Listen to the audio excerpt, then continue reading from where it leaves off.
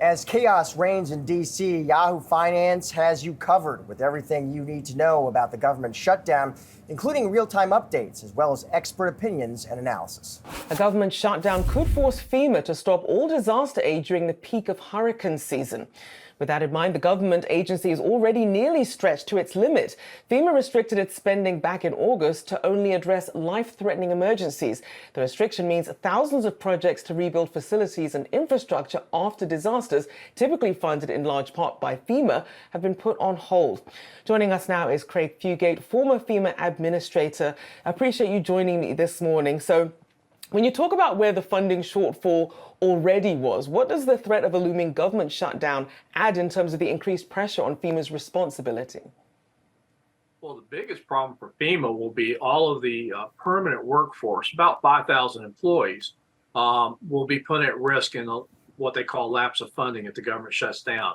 So while disaster work can continue, because those funds don't end at the end of the fiscal year, but they're running out, all of the permanent workforce, they have to go and do what we call, each person, each position, what's going to be considered essential and what's got to go, people that will have to go home and stop work.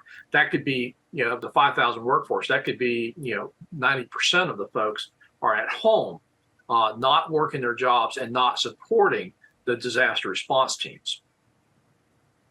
And so then when it comes to actually responding to disasters, as we're in the peak of, hurricane season, a lot of extreme weather continuing, how do you see that affecting the response that FEMA's able to give in the event of some of these disasters? Well, I'll give an example. During one of the government shutdowns during the Obama administration, we had a tropical system form, and we had to start calling staff back into FEMA headquarters in Washington, D.C. And many of these folks had been furloughed. They were not required to stay there. Fortunately, we were able to get hold of them and have them come in, and they were continuing to do that while not being paid. So then, in terms of the most pressing needs then, in order to be able to have FEMA still respond to these disasters, what are the key priorities that need to be funded for FEMA? Well, the big one is the disaster relief fund, and that's the fund that FEMA has already restricted permanent work until they either get a continuing resolution, which will put money back into it, or a separate supplemental. This is the thing that with the continuing resolution, it would replenish not only FEMA's operational budget, the base budget of the people that are permanent workforce, it would also put money back into the disaster relief fund. And that should allow FEMA to go back to allowing permanent work to go forward. As it is, those funds are still going down. They still are able to respond to immediate needs, and that will not end with a lapse of funding. Those dollars are not an annual appropriation, so they can continue to do that work starting October 1st. But the rest of the FEMA workforce, up to 90% of them potentially could be sent home. And many of those permanent workforce are the people behind the scenes making sure the disaster team and those funds and all the resources they need are being met. So then when that happens, as you mentioned with the previous government shutdown then, who does the burden then fall on if FEMA isn't able to respond? How does that responsibility then get shared amongst other first responders? Well, what happens is it goes back to the state and local governments and a very limited federal program of assistance in a lapse of funding. So when you shut down government, you're shutting down not only disaster response, you're shutting down all the training programs, you're shutting down all the educational programs, and all the support that FEMA provides to state and local governments that's not tied to immediate disaster will be shut down. Plus all of the work on all of the existing disasters, the permanent work, the rebuilding that's taking place from the hurricanes that hit Florida, rebuilding from the Maui wildfires, all of that is still put on hold until they either get continuing resolution and funding back or separate supplemental. And I think the average person at home probably isn't aware of just how much this can be affecting people. So then, in terms of if you're able to have the ear of lawmakers, what would you want them to know in this moment, considering the sort of hurricane season that we're in? You've got one constitutional duty, and that is to appropriate funds for the federal government to execute their mission. And so if they're not able to do that, where does that leave people? How should they perhaps, if not pressure their local leaders, what sort of thing can people actually at home do if their lawmakers aren't doing these things? Well, whether we have funding or not, it's still important that people have their own preparedness plans, know what they're going to do if a disaster happens. Even with the federal government supporting state and local governments, it's not uncommon that in these big disasters, people need to be prepared for several days of disruptions to infrastructure, roads, and assistance. And so personal preparedness is key year round. But you don't want to be in a situation where you need somebody else to come to you in the first day unless you're injured or need immediate assistance, because the teams are already under tremendous pressure with these reoccurring disasters. So personal preparedness is good whether we have funding or not. But again, I continue to implore that Congress needs to understand these disruptions are not just a couple of days, even if they only go a weekend without funding. It causes a ripple effect. Think about all the people in Washington, D.C. right now that are not doing their normal jobs, but are preparing for a shutdown of government and continuing those essential operations, knowing that they will not be paid during that period. Certainly bracing for the worst, hoping for the best, but as we've seen there, not a lot of breakthrough at the moment. Appreciate you very much for joining us this morning. Craig Fugate, former FEMA administrator. Thank you so much. Well, Yahoo Finance's Brad Smith, Shauna Smith, and Rick Newman spoke to former Vice President and current Republican presidential nominee Mike Pence this morning. Here's what he had to say about the looming government shutdown. First, let me say about the government shutdown. You know, I was a House conservative leader for 12 years, and House Republicans are the last line of defense for taxpayers in Washington, D.C. So I encourage the team there and Speaker McCarthy to continue to drive hard for one more down payment on fiscal responsibility and putting our nation back on a path toward a balanced budget. Joining us now is Steve Schmidt, political strategist and founder of the Warning newsletter, YouTube channel, and podcast. Steve, I'm going to have you put your strategist hat on here. You heard the former vice president say, look, House Republicans are the last line of defense to put on a down payment for the future. But he didn't have to deal with such a tight majority within the House specifically. How do you think Kevin McCarthy gets out of this bind? I think that the most important thing to recognize is the degree in Mike Pence's statement is how much gaslighting is involved in that. Mike Pence was the vice president of the most profligate, biggest spending administration in American history that added more debt more quickly to America's total debt than any other administration ever. Kevin McCarthy is not a victim here. John Kennedy had an admonition in his inaugural, and it was this. He said, "To the foolish men who seek power by trying to ride the back of the tiger, be careful because you wind up inside the tiger." And that's what's happened to Kevin McCarthy. This is an act of national vandalism, an act of arson that will impose real hardship on the American people. This is not something that is coming from a mainstream.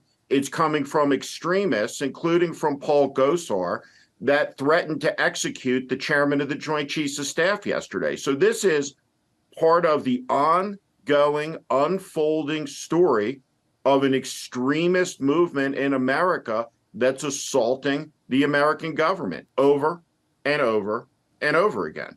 That's what we're seeing. So then, Steve, if you're a Republican presidential candidate, you're looking at this situation and wondering how to position yourself. I mean, we heard former Vice President Mike Pence putting a lot of the blame for even the situation with inflation on, he wanted to end the dual mandate by the Fed. Said he would get rid of Fowler, and really instead focus on protecting the integrity of the dollar. If you're trying to advise a Republican candidate here, how would you advise them? I would tell most of them to drop out of the race, particularly Mike Pence, since he's at 2% in the polls and he has 100% name identification. When the first Republican debate took place, there was a question asked, and 8 of these candidates raised their hand. And the question was, if Donald Trump is the nominee, will you support him again? Fully aware of the insurrection, the 92 criminal counts, none of these people are particularly credible as candidates. It's clear that the one who has momentum in the race is Nikki Haley. The rest have little chance. And the truth of the matter is, none of them have any influence whatsoever on what's going on in the House of Representatives.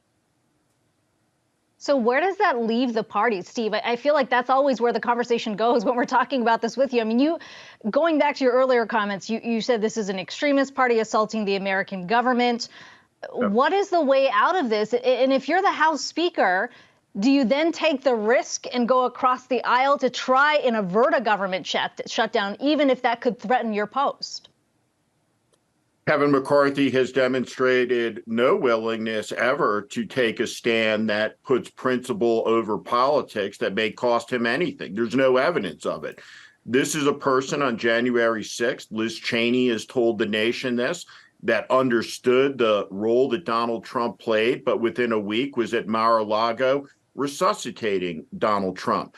So in this moment, the American people have an enormous question in front of them. Yesterday, a former president who controls Kevin McCarthy's party, lock, stock, and barrel, said that he was coming after the American media. Does he mean it? Do you assess him as meaning it? Because what he said is he's taking NBC off the air.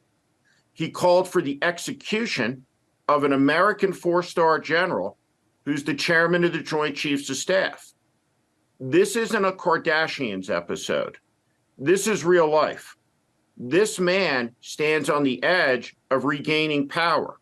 We're the oldest constitutional republic in the world, and the Republican Party, the party of Eisenhower, the party of Lincoln, has succumbed and become, through a mix of cowardice and cynicism, the appendage to this autocratic movement.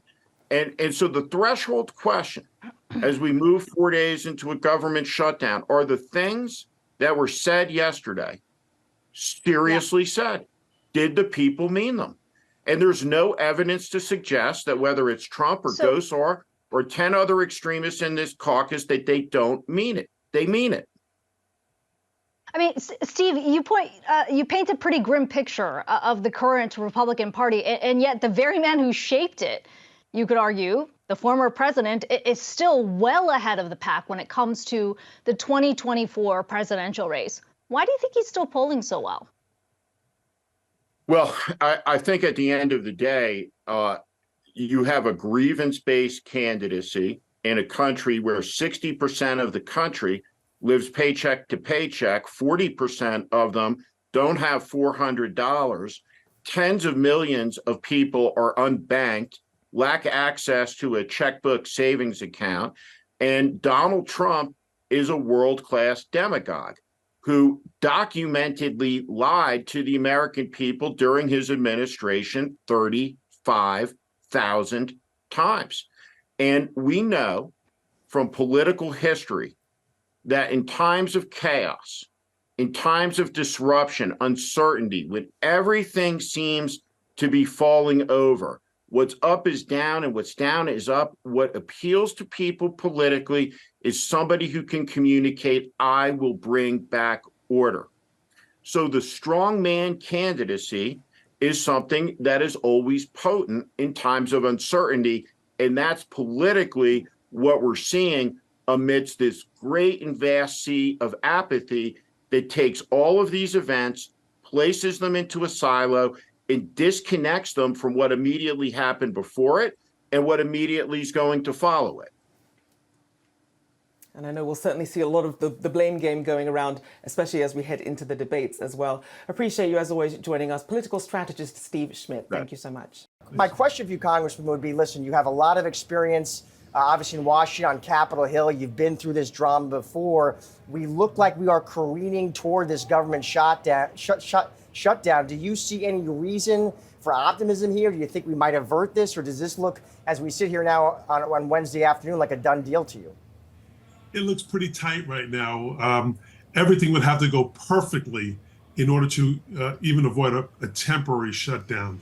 And I say that because looking at the Senate, what they've been able to cobble together It's not even clear that they can actually get this past the Senate at this point, because it only takes one senator to turn it back.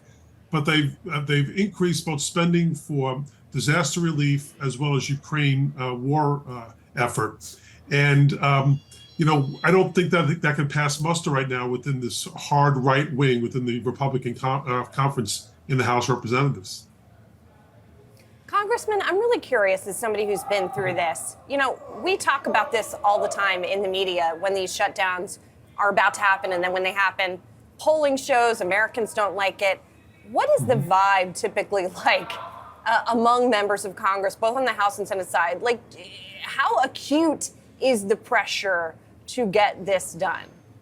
It's very strong. I mean, there's no question. Bill Clinton said in his State of the Union address after his shutdown, don't ever do this again to the American people, because there's a tremendous cost to the American people, to the taxpayers. Well, things didn't turn out quite that way, did they? No. Unfortunately, it hasn't worked that way. And quite frankly, it's when Republicans control the House where you see this more often than not. You saw it during Clinton, you saw it during Obama, and now you're going to potentially seeing it here with Biden. It did happen during the Trump administration. That's when Republicans controlled both houses at that time.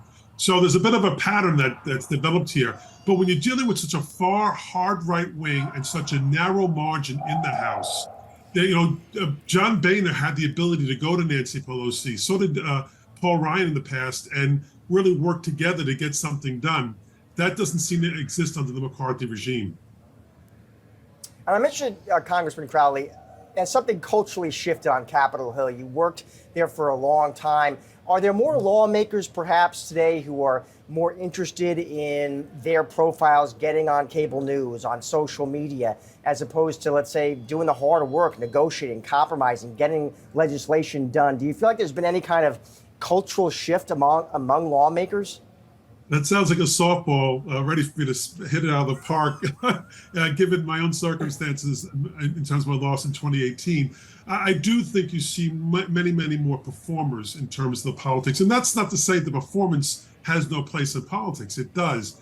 But in terms of getting the job done, you really need to be able to work across the aisle and develop that trust. And right now, what McCarthy is lacking, he doesn't even have the trust within his own party. So I think what you're seeing many of these far right wingers, they really believe this stuff. They really believe the only way they get their change is to shut down the government. But there's an awful lot of cost at stake when that happens. It's kind of, it's kind of incongruent to think you're going to shut down the government because you want to save money. At the same time, it's going to cost you billions of dollars if you shut down the government. Right, exactly. I mean, you still have your ear to the ground in Washington. There is also some movement on a couple of bills that would permanently end these kinds of shutdowns, or at least that's the goal. Any traction there, do you think? It's hard to really put that into effect, because basically the Congress can do whatever it wills. In other words, as long as it stays within the confines of the Constitution, it can do whatever it wants. And so, one of the responsibilities of Congress is to put together these spending bills. We don't want this done solely by the executive without the input of Congress. And so I think that's why this is critical. Congress needs to do its job, period, amen. The American people deserve no less. And whether it's Democrats-controlled or Republican-controlled House Representatives, they need to do their job. And we just don't see that happening right now.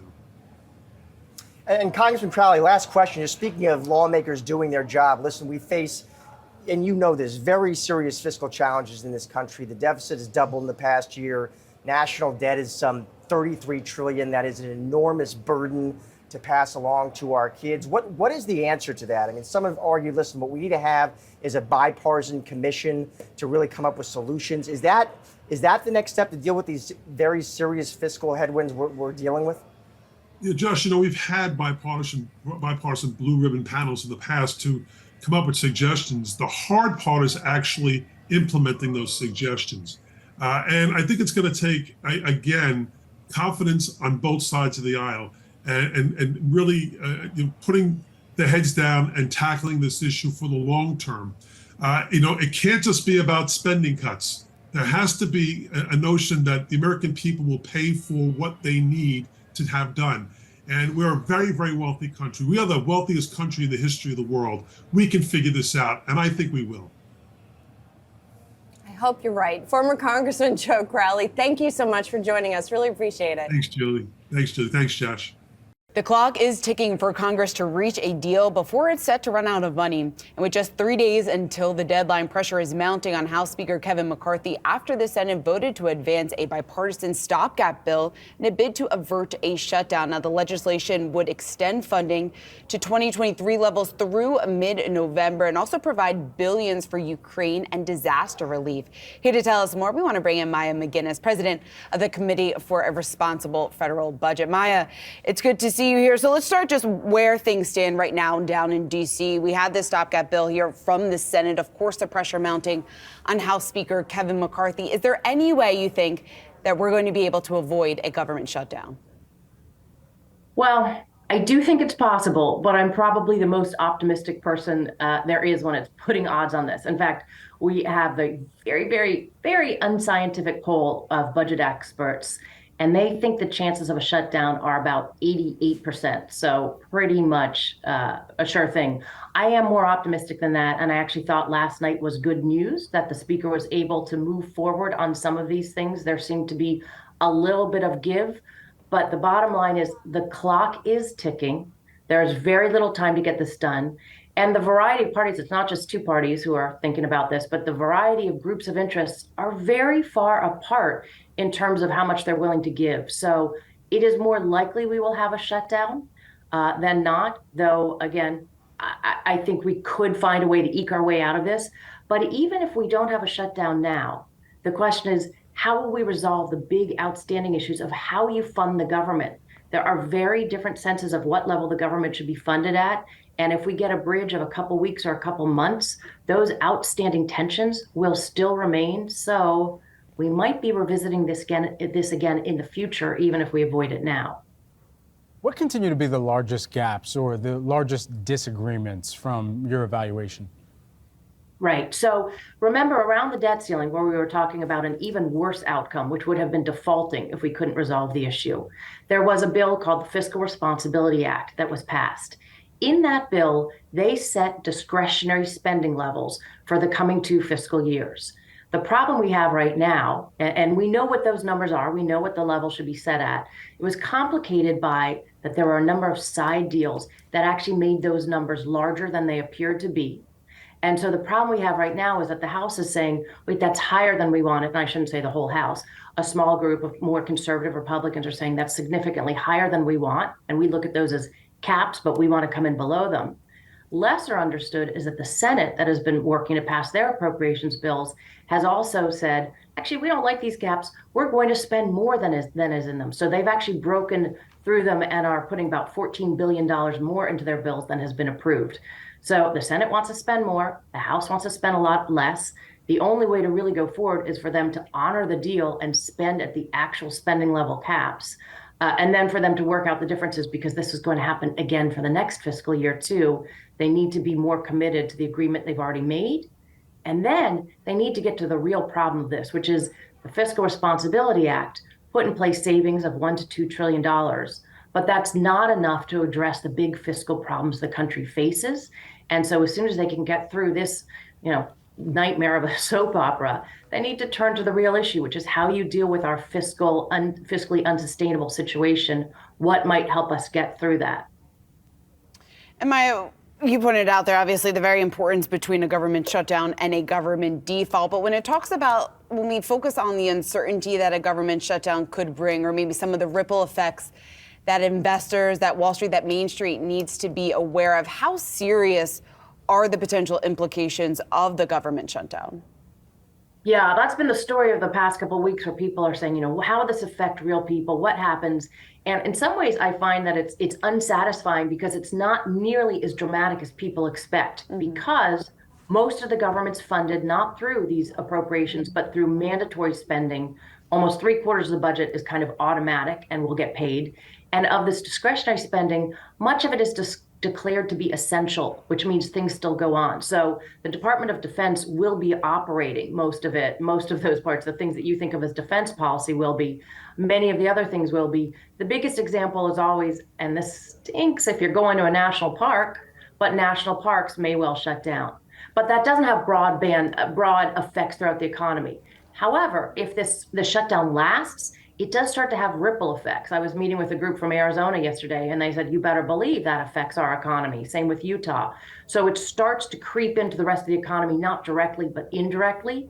However, most of the estimates of the loss to the economy of shutdowns show that it takes a hit in the first quarter. You make up much of that in the second quarter. I think the biggest problem with shutdown, we advertise to our rivals around the world that we are unable to govern ourselves, and that shows a huge weakness on the global stage, which we should not we should not be having, and we should not be showing at a time when there's so many frictions around the world. All right, Maya McGinnis, president of the Committee for a Responsible Federal Budget. Thanks so much for joining us and helping us break down what's in the mix here, what's in the negotiations, and we will see if we're able to avoid it. Thanks so much for the time. Thanks. House Speaker Kevin McCarthy rejected the Senate's bipartisan stopgap spending bill on Wednesday night, likely increasing the chances of government shutdown this weekend. Meanwhile, McCarthy is working on getting a few holdouts from his party to agree to his spending bills. Amid all the back and forth, our next guest sees a 100% chance of the government shutting down this weekend. Joining us now is Douglas HoltzEakin, former Congressional Budget Officer Director. Always great to get some time with you. Doug, before we even really dig into the ramifications of a government shutdown, however long it might extend, what is your takeaway from that GOP debate tonight? We've been talking to a lot of folks this morning. No real contender is sticking out, perhaps that fuels the hand of a Donald Trump, but we'd love to get your take.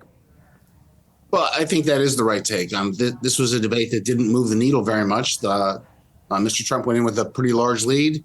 Nobody separated themselves from the others on that stage. And really it was more of the same. I think, Nikki Haley continues to look strong and confident, but not gaining on Mr. Trump. And that's the real message out of the debate. Okay, so of what you heard in the debate, did anybody seem concerned about a shutdown, and why should they be? I did not hear a great concern about the shutdown. I think the biggest reason to be concerned is this reinforces the view of the Fitch rating agency and others that the U.S. does not have the capability of managing its finances. And that's not a message that you want to send to global capital markets. And Doug, you said you see a 100% chance of a shutdown. What is the probability on another credit rating for this country? I think a lot of folks are trying to understand what are just continuing contentious discussions like this around government shutdowns going back several years ago. What is it doing to the confidence in the U.S. financial system? Well, first of all, I think the reason we're going to get the shutdown is pretty simple. If you look at the proposals so far, there's nothing that can pass the House with 218 Republican votes that will pass the Senate.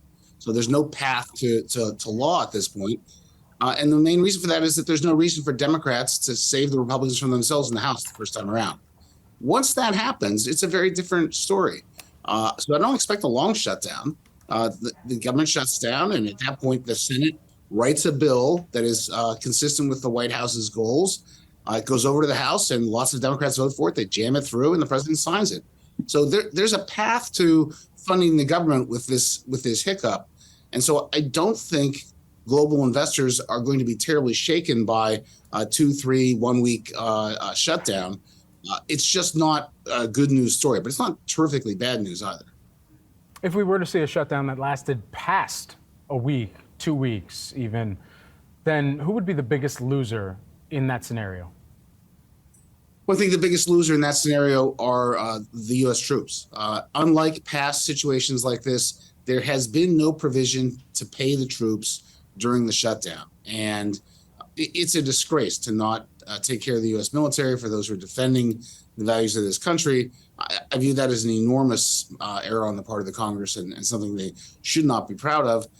Then there's the sort of nuisance value for everybody in the United States. You can't renew your passport. If you needed flood insurance to close on your new home, you can't get the insurance policy, can't close on your home.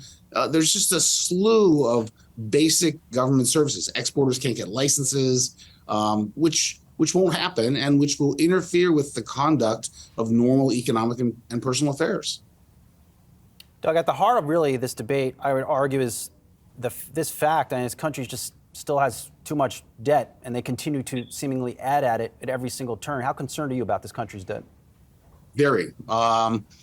This country has a real threat from the outlook for the federal budget, for fiscal policy. It is a good thing for there to be a discussion about the debt. It's high, it's rising. Under the current laws, it will just continue to rise, and we're on an unsustainable trajectory. That's the terrible thing. The bad news about this debate is it's focused on the wrong part of the budget. It's focused on the annual appropriations to fund the government. The real issue is entitlement spending. We'll spend $80 trillion over the next 10 years if my old shop, the CBO, is right. And of that, $50 trillion will be entitlement spending. Only $20 trillion will be the things they're fighting about right now. So the real issue is, how do you make Medicare and Social Security financially sustainable over the long term? And I'll just point out, this isn't just green eye shades view of the world. If you're 55 and planning to retire in 10 years, you have no idea what your Social Security check's going to look like. You can't make a reasonable financial plan.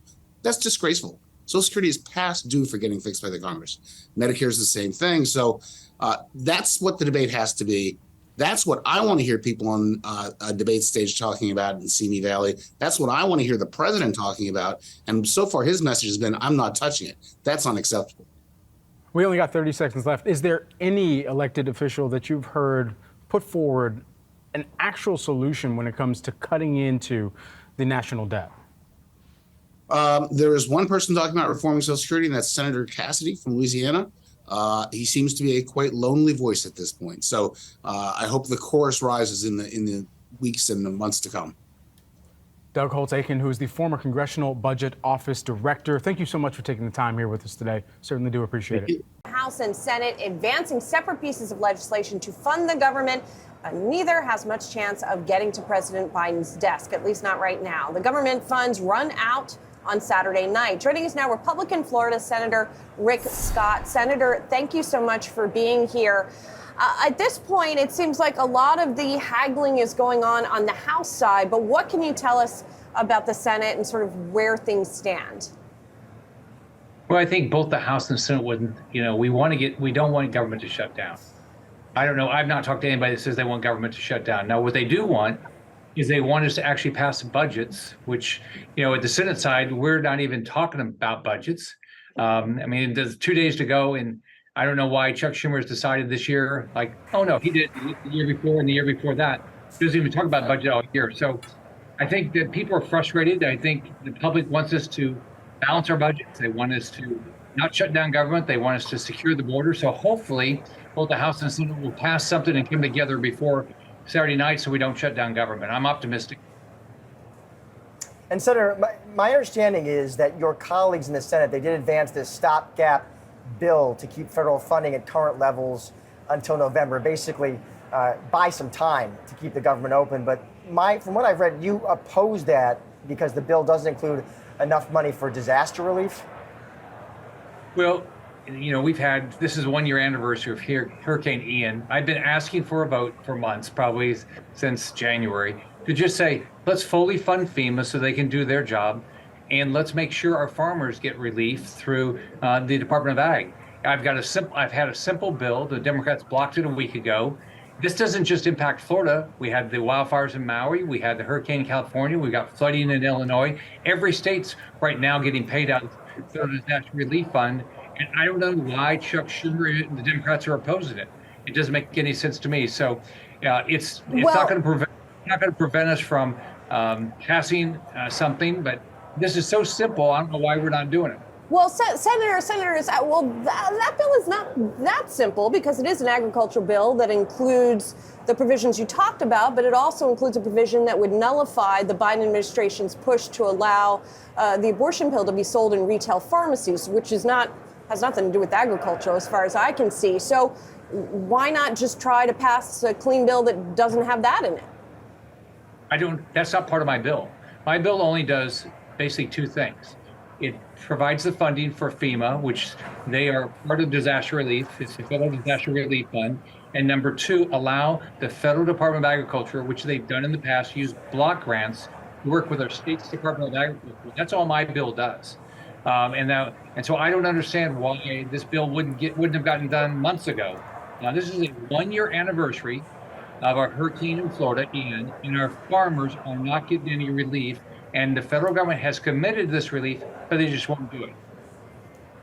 Does that mean, Senator, though, you would then support a bill that, let's say, stripped out new money for Ukraine but added more for disaster relief? Well, it depends on what else is in there. I mean, it's never just one thing or the other. I mean, we also are supporting with a lot of us are a bill that would just say we're not going to do government shutdowns anymore. We're going to keep funding where it is before, because here's what's happening. You know, Democrats and some Republicans, they don't focus on the debt, on the budgets. Then they say, oh, we have to do a continuing resolution. They do it right before a holiday, like Thanksgiving or Christmas. Then they come up with this massive spending bill that none of us ever have a chance to read, and say we have to sign it or the government's going to shut down. That's not the way your government should run. And so we have a simple bill that says we're not doing that. We're going to just continue to operate government at the same level we did before. It's not the perfect answer, but it'll stop us from having these massive spending bills. We're at $33 trillion worth of debt. You watch what's happened to interest rates. You watch what happens to inflation. Inflation will not go down. Interest rates will not go down until we balance our budget. And Senator, I want to switch gears here a bit to another topic, because I know you've been outspoken on China and TikTok specifically. I wanted to get your response to this recent Wall Street Journal report, knowing that a string of high-level executives have transferred from ByteDance to TikTok. Some moved to the U.S., according to the journal, from ByteDance's Beijing headquarters. What's your reaction to that report, Senator? I think we need to wake up. China has decided, their government has decided to be our enemy. Whether it's putting fentanyl through our system, killing 70,000 people, build a military to defeat us, threatening Taiwan, whatever you want to say. We need to stop and say, China is not our friend. We need to stop doing business with them. One, you as a consumer can do it, and our government should say, we're not going to do business. You're not going to be able to allow to put TikTok on our social media, on our phones and stuff. It's toxic to our kids, and China is trying to demolish our way of life. We have to acknowledge this. And Senator, I can't let you get out of here without one question about that big Republican primary debate last night. I am just interested, Senator, in hearing who you thought really won that debate, who really stood out to you, and do you think it's even actually relevant, Senator, if former President Trump isn't on stage? Well, first off, I think the voters are winning because they're getting the opportunity to listen, and these candidates have the opportunity to tell their story. So as we all know, Trump is way ahead in all the polls. It's going to be hard to beat a former president, just as it's beat a sitting president. And look at the difference. When Trump was president, the border was secure, we weren't at war in Ukraine, and we had a great economy. So whether it's Biden that's going to have to, if Trump's the nominee, he's going to say, what's he going to do better? Or if it's one of these, candidates that are running, they're going to have to say, what are they going to do that is better than what Trump did? But I think the voters are hearing from him, so I think the voters are winning. Senator Rick Scott, thank you, sir, for your time today. Appreciate it. Have a great day. Bye-bye. The shutdown is supposed to occur Sunday, 12:01 a.m. if no law is passed. Now, it's interesting because this is a different situation. Usually when there's a government shutdown, it's because there's a specific policy issue. When it was under former President Barack Obama, it was over the Affordable Care Act. When it came to former President Trump, it was about the border wall. It's hard to see where this is coming from at this point, though, considering what was agreed upon in a bipartisan effort back in May. But here we are, counting down the clock at the moment. Some of the issues that continue to be raised, aid over Ukraine, the border crisis as well. A lot of issues coming to the fray, which obviously were supposed to have been settled back in May. So really trying to find out what it is that a lot of these GOP holdouts are really looking for. And so to break down some of this, I'm honored to be joined by Congressman James Clyburn, who's joining us now on this, because a lot of people are wondering what this means for the economy. In terms of some of the vital services, what should the American people know about the economic impact that they can expect here? Well, thank you very much for having me. First of all, the economic impact would be draconian in a very negative way. The fact of the matter is, decisions were made, agreements were made back in the spring of the year to determine what the top lines would be, and we agreed to that, and they agreed to it. And the Senate, in a very bipartisan way, has been marking up to those numbers. I think the vote was 77-19. But the House has decided to break away from that agreement because there's a small number of House members who feel that we ought to cease our movement toward a more perfect union, do away with democratic principles, put in place policies that will undercut the safety of travelers in this country, undercut the supplemental support we give to women, infants, and children. Just do things that put us in, as a nation, in an isolationist mode by failing to fund Ukraine. We in this country cannot be isolationists. NATO means as much to us as it means to any other country that's a member of it. And for us to put ourselves in the mode to say we're going to go it alone as a country, we can only think about those who can do for themselves, and we will not do anything to support those who rely upon the government to get from day to day. It's just silliness. So what they are agreeing to in order to get a unanimous vote of Republicans, it just doesn't make sense to me. But it also says that the majority of the Republicans who do not agree with this ought to be ashamed of themselves if they allow this to take place. And one of the proposals that McConnell had put forward was saying, look, if these federal workers don't get to have their pay, Congress shouldn't either. What do you think about that tactic as a way to perhaps pressure them to at least help them understand what it's like when you are furloughed, when you have 1.3 million active military who have 2 paychecks coming up that won't clear? Well, that's a concept that we all ought to take a hard look at, which means that if you're wealthy as I am, and you have been passed along a fortune to live on, then we ought to allow you to go without pay. It's not going to hurt us. It's only going to hurt those people who bring themselves up into this process, who need to work every day. I'm fine. I'm over 80 years old. I'm fine. But there are a lot of 20-something-year-olds and 30-something-year-olds here who are in public service, and they do have children, and they do have the need for child care, and we are going to say to them, tough on you. It's okay for us who are well-to-do. And I do want to ask you about some of the cuts, some of the proposed spending cuts. Robert Adaholt, a congressman of Alabama, who chairs the Appropriations Subcommittee behind the proposed Title I cuts. Now, he's saying that it's a big program, they can afford to cut it, that they had a lot of funding from the pandemic that didn't get spent. What would you say when it comes to some of the places that they're trying to cut and the ripple effects that does have on working Americans when it comes to education and when it comes to childcare? I would say simply, just because your budget is big doesn't mean you don't need it. We make the budgets big because there's a big need. We know how many children are in need of pre-school education. And that is something I should say we have always been about, but we have not always been about that. I happen to be from the state of South Carolina. I know what education was like in this country before those legislators back in the 1860s mandated free public education for everybody. And that says to me that that's a gentleman who would like to see us back into a mode in this country when only the wealthy and well-to-do got support for education and everybody else gets relegated to second-class citizenship.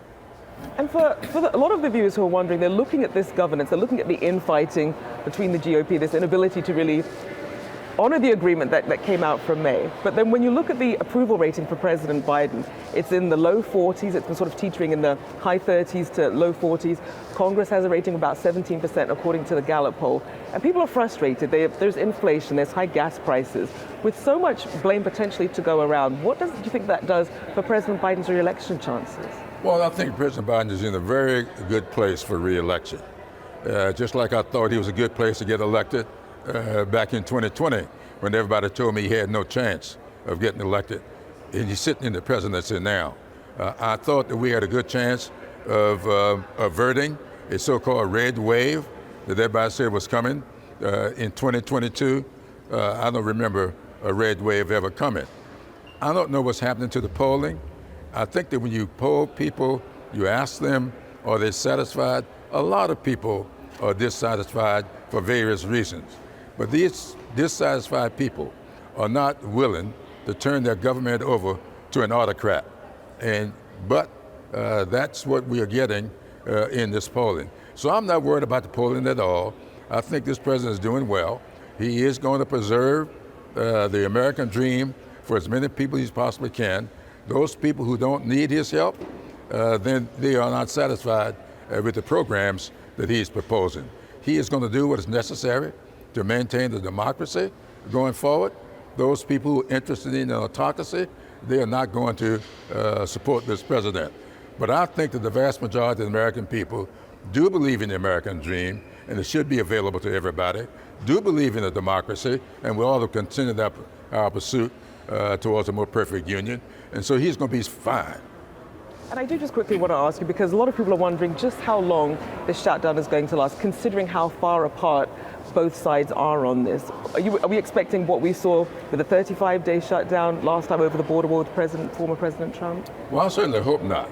And I think the American people can weigh in on this and prevent that from happening. I don't know if there was anybody would have said 6 months ago that we would see auto workers on strike getting more than 70% support from the American people, because people are now beginning to understand that there are forces in this country who would love for the greatness of this country to be confined for those who are the wealthiest among us, who have been handed down fortunes and want to maintain that for themselves. Those who could care less about people getting assistance to lift themselves up by their bootstraps. Those of us who are in tune with that are in tune with this president, and he's going to be fine for re-election. Well, the American people are watching what we see play out with the governance here. Appreciate you taking the time to join us. Congressman Clyburn, thank you so much. Thank you very much for having me.